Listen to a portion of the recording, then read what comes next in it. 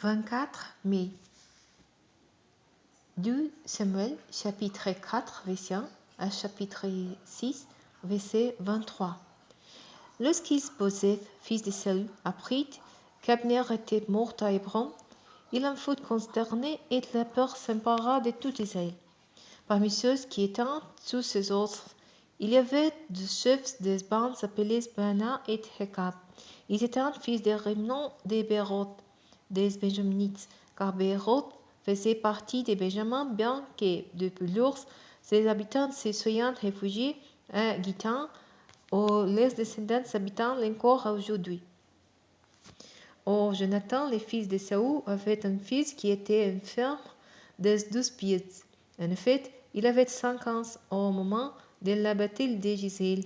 Et lorsqu'on avait appris ce qui était arrivé à Saül et Jonathan, sa nourrice l'avait pris pour s'enfuir. Dans sa précipitation, il avait laissé tomber et il en était resté étropié. Son nom était Méphibosheth. Rekab et Baana, les 12 fils de Rimon, des Béroth, se rendirent alors la plus chaude dans la maison d'Isbosheth. Celui-ci était couché pour faire la sieste. Il était midi. Ils s'introduisirent dans la maison en apportant du blé, entrèrent dans la chambre à coucher d'Isbosheth pendant qu'il reposait sur son lit, les frapperont mortellement au ventre et les décapiteront. Puis ils prirent sa tête et s'enfuirent. Après avoir marché toute la nuit le long de la vallée du Jourdain, ils apporteront la tête d'Isbosheth au roi David à Hébron et lui dirent: Voici la tête d'Isbosheth, fils de Saül, ton ennemi qui cherchait à te tuer. L'Éternel a vengé aujourd'hui les rois, mon seigneur, de Saül et de ses descendants. Mais David répondit à Rekab et à son frère Baana, fils de Rimon de Béroth: L'Éternel qui m'a délivré de toute détresse est vivant. À Tsiklag, un homme est venu me dire: Voici, Saül est morte, croyant m'annoncer une bonne nouvelle. Je l'ai fait saisir et exécuter pour le payer de sa bonne nouvelle. À plus forte raison vais-je payer des misérables qui ont assassiné un homme innocent sous son lit, dans sa maison.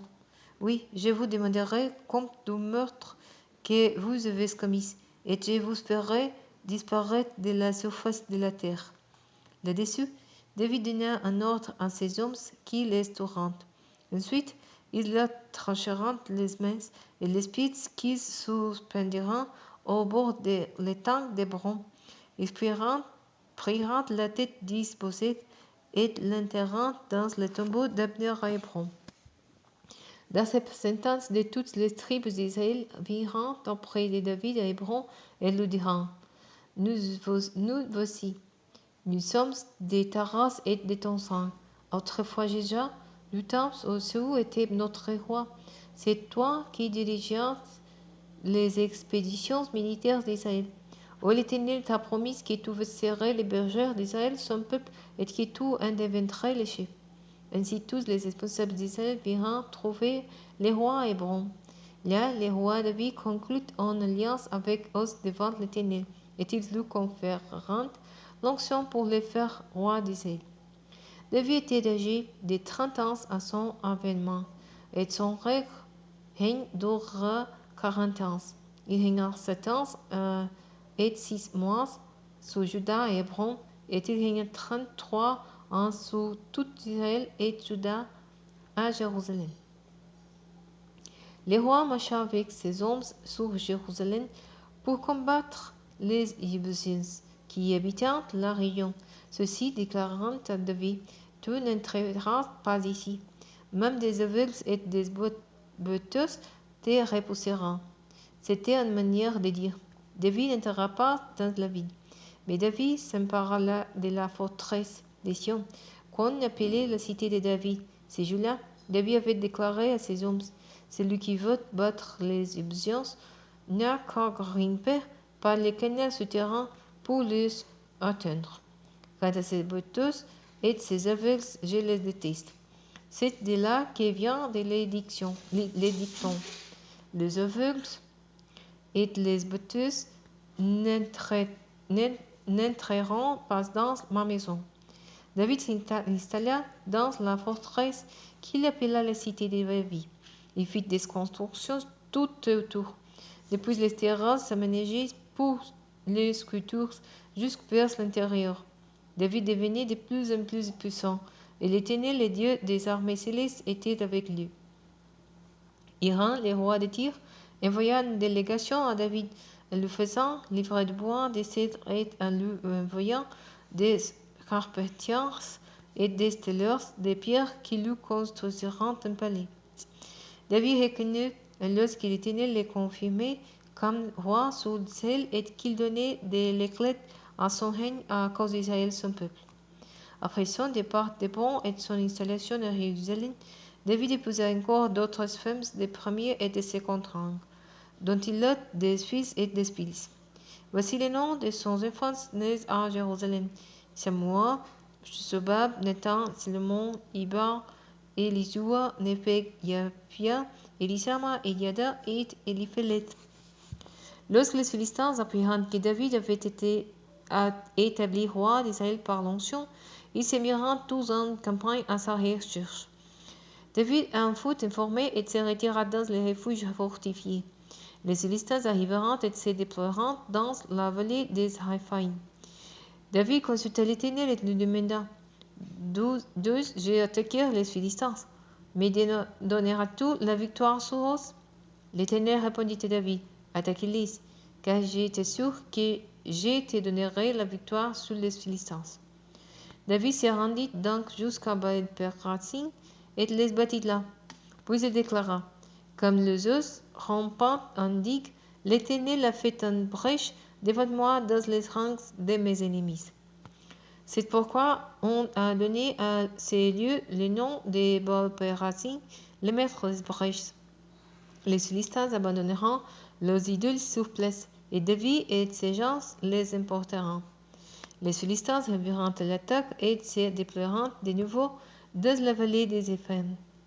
David consulta l'Éternel qui lui répondit: N'y va pas directement, contenez-les par leurs alliés. Puis reviens sur eux en face de la forêt des Moriers. Quand tu entendras un bruissement de pas dans les cimes des Moriers, alors tais-toi, car je me serai mis en campagne devant toi pour battre l'armée des Philistins. David fit ce que l'Éternel lui avait donné, et il battit les Philistins et les poursuivant depuis Geba jusqu'à l'entrée de Gézer. David rassembla les 30 milliers des meilleurs guerriers d'Israël, puis il se mit en route avec toute cette armée et partit de Baalé Juda pour ramener le coffre de Dieu sur lequel a été invoqué l'Éternel, le Seigneur des armées célestes qui siège entre les chérubins, en chargeant le coffre de Dieu sur un chariot neuf et on l'emporta de la maison d'Abinadab située sur la colline. Uza et Nayo, fils d'Abinadab, conduisant les chariots neufs. On fit partir les chariots sur lesquels on avait posé les coffres de la maison d'Abinadab située sur la colline. Ayo marchait devant les coffres. David et toute la communauté d'Israël exprimant leur joie devant l'Éternel et jouant sur toutes sortes d'instruments de bois de cyprès, sur des lyres, des luths, des tambourins, des cithres et des cymbales. Lorsqu'ils furent arrivés près de l'arc de Nacon, les bœufs firent un écart et Uza tendit la main et saisit le coffre de Dieu. Alors l'Éternel se mit en colère contre Uza et Dieu les frappa sur place à cause de sa faute. Uza mourut là, à côté du coffre de Dieu. David s'irrita de ce que l'Éternel avait ouvert en brèche en frappant Uza, et il appela ce lieu Perez Uza, brèche d'Uza, nom qu'il porte encore aujourd'hui. Ce jour-là, David prit peur de l'Éternel et il se demanda: Comment oserais-je faire venir le coffre de l'Éternel chez moi? Il renonça donc à transporter le coffre de l'Éternel chez lui dans la cité de David, et il le fit déposer dans la maison d'Obed-Édom, un homme originaire de Gath. Le coffre y resta 3 mois, et l'Éternel bénit Obed-Édom et toute sa famille. On fit savoir au roi David que l'Éternel avait béni la famille d'Obédédon et qu'il avait fait prospérer tous ses biens à cause du corps de Dieu. Alors David fit transporter le corps de Dieu depuis la maison d'Obédédon jusqu'à la cité de David, au milieu de réjouissance. Quand ceux qui portèrent le corps de l'Éternel le rang avancé de 6 passes, ils s'arrêtèrent et l'ont offert un sacrifice en taureau et un veau grâce. David dansait de toutes ses forces devant l'Éternel, mais tout seulement d'un vêtement de lin semblable à celui des prêtres. Ainsi David et tout le peuple d'Israël transportèrent les corps de l'Éternel en poussant des cris, des joyeux et en faisant résonner les corps.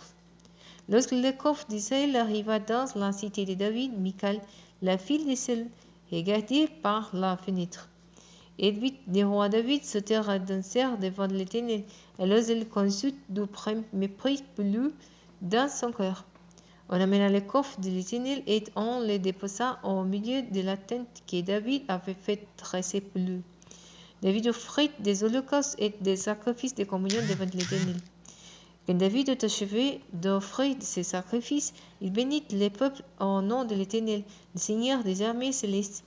Puis il fit distribuer des vivres à tout le peuple, c'est-à-dire à toute la foule des Israélites, hommes et femmes.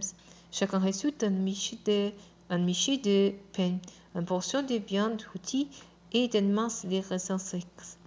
Après cela, chacun retourna chez soi. David rentra chez lui pour bénir sa maisonnée. Alors Michal, fille de Saül, sortit à sa rencontre et s'exclama: Ah, vraiment, le roi d'Israël s'est couvert d'honneur aujourd'hui. Il s'est exhibé à demi-nu aux servants de ses serviteurs, comme aurait pour le faire un homme de rien. David répondit à Michal: C'est devant l'Éternel que j'ai manifesté ma joie, lui qui m'a choisi de préférence à ton père et à toute sa famille, pour m'établir comme chef d'Israël, son peuple. Je m'abaisserai volontiers encore davantage pour m'humilier. Néanmoins, je serai honoré par les servants dont tu as parlé. À la suite de cela, Michal n'eut jamais d'enfant jusqu'à sa mort.